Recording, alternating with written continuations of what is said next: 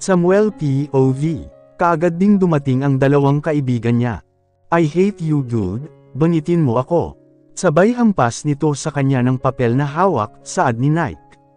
Dude, sabay agaw sa hawak nitong papel at hinampas din dito, bitin ka pa sa lagay na yon. Dude, I have a report about this already. And we need to do it fast and Jason. Kaya nabaling ang atensyon nila dito nang magsalita ito. Did you know already the reason why she's at my condo that night? Tanong niya dito. The limits manager and owner are Karen friend, sabihin na nating kalaguyo niya ito. She sold Lauren to him at kay Mr. Santos, ngunit nakatakas lang ito, kaya muntik na siyang masagasaan ng kapatid mo.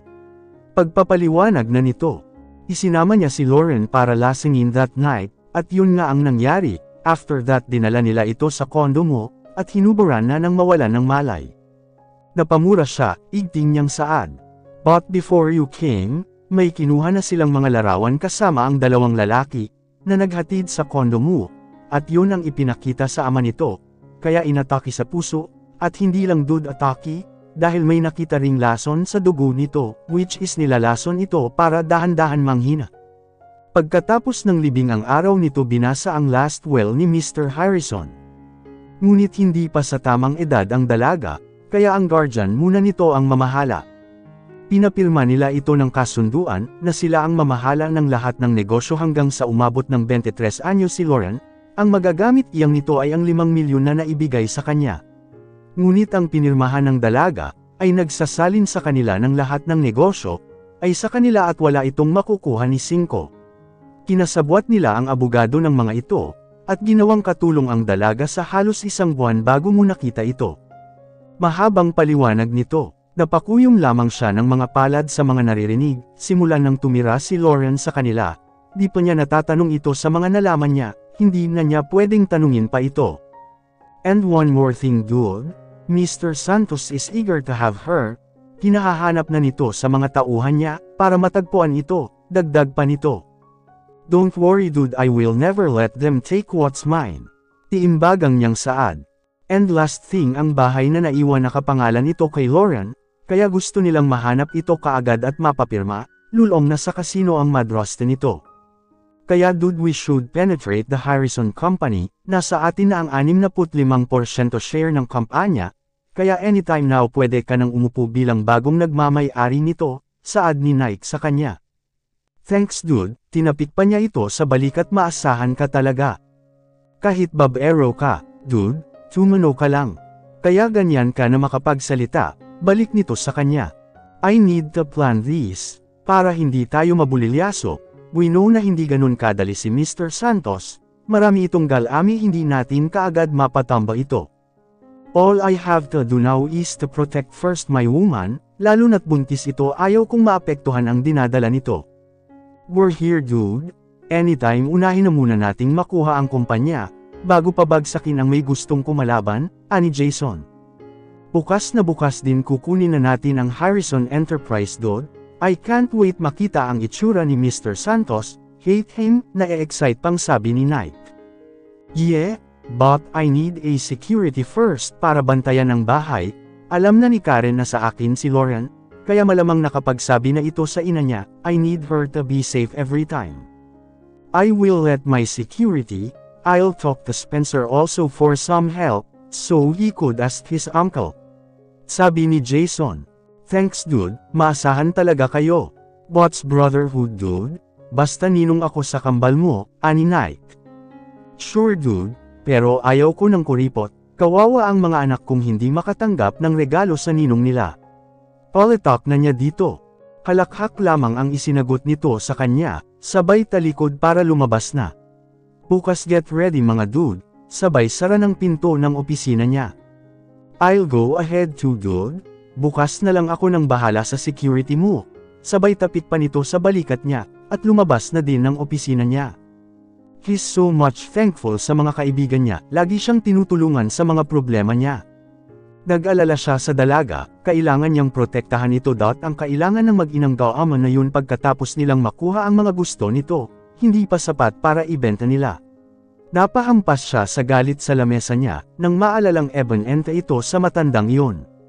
Alam niya ang likaw ng bituka ni Mr. Santos, basta makasagabal sa daraanan nito.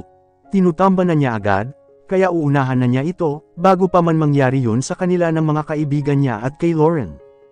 Hihingi na siya ng tulong sa mga magulang kung kinakailangan na talaga, pero sa ngayon na kaya pa niya pabayaan niya muna ang mga ito, hindi pa masyadong magaling ang ina nila, ayaw niyang pag-alalahanin ang mga ito.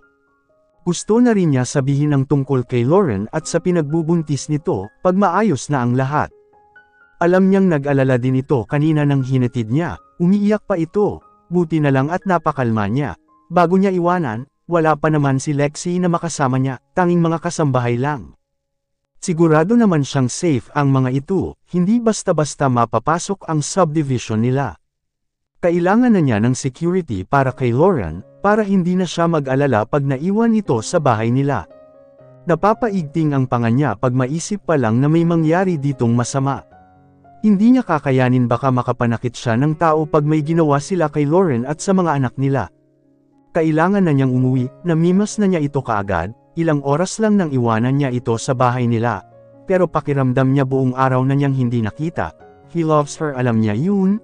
Hindi ganito kabilis ang tibok ng puso niya, kung wala siyang nararamdaman sa dalaga, at hindi siya mababaliw sa kaiisip noon nang hindi pa niya ito natagpuan. Kaya kaagad siyang lumabas ng opisina niya para umuwi. 3:00 pa lang ng hapon, pero napakahabang oras na, sa tingin niya ang 5:00 kung paabutin pa niya dali-dali na siyang sumakay ng elevator niya, at diretso sa kotse niya. I miss her so much.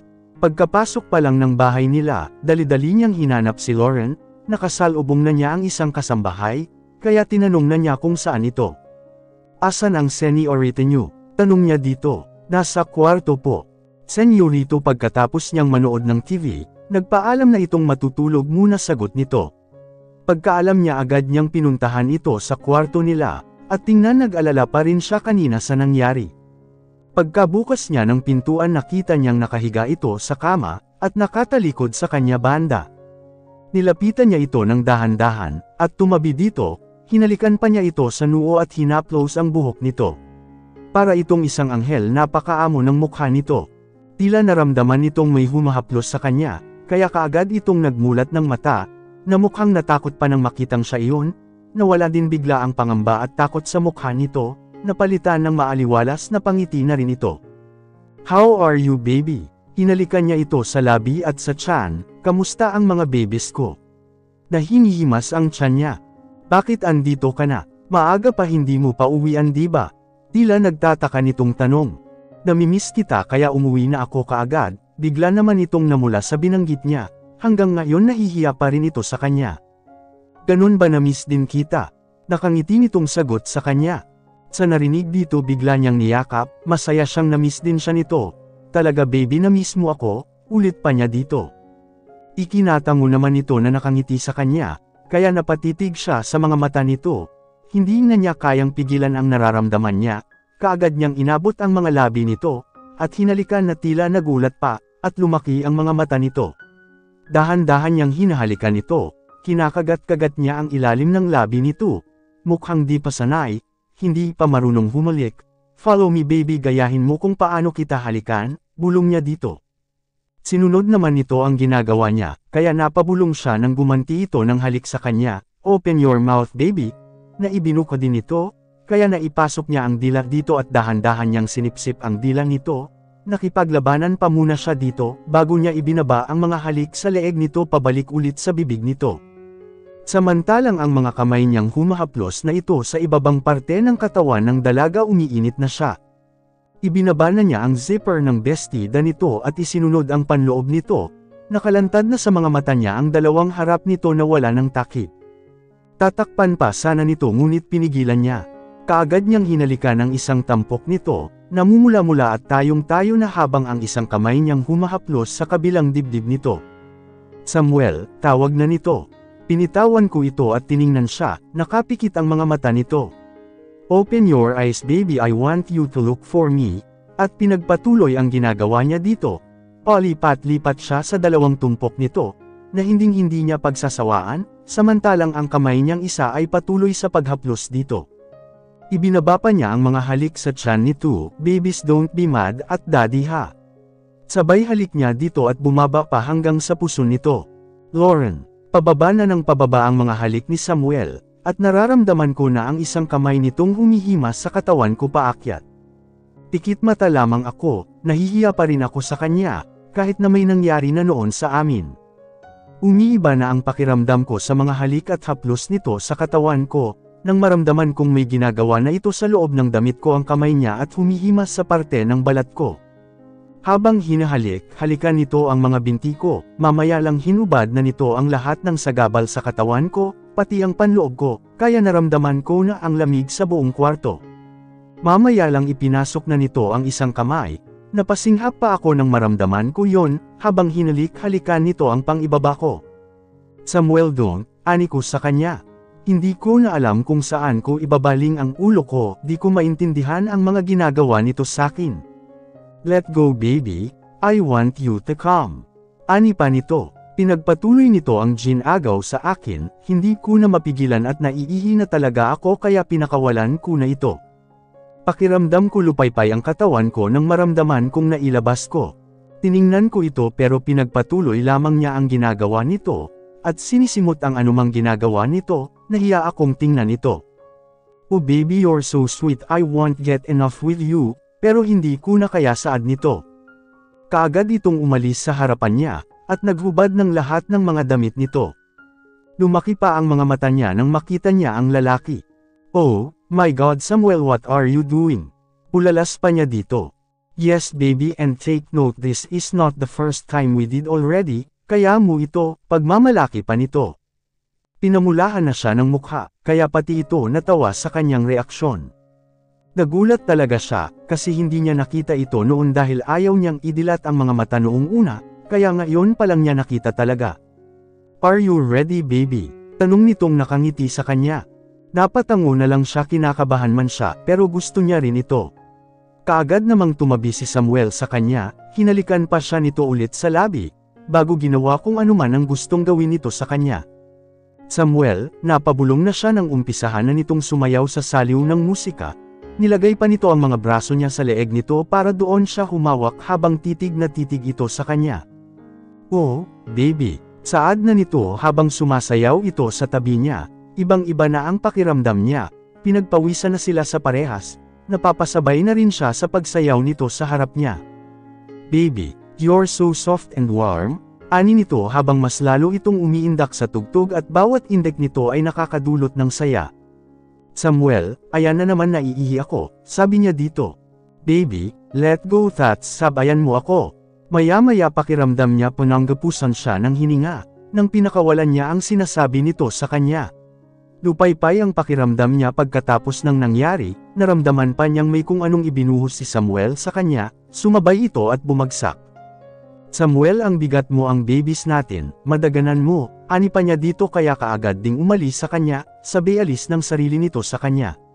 Napagod siya ng sobra sa ginawa nila ni Samuel, kaya hindi niya napigilan ipikit ang mga mata, naramdaman pa niyang bumangon ito at pumunta ng banyo, pagbalik nito pinunasan siya. Take some rest baby sabay halik sa labi niya, at tumabi na sa kanya hanggang makatulog sila parehas.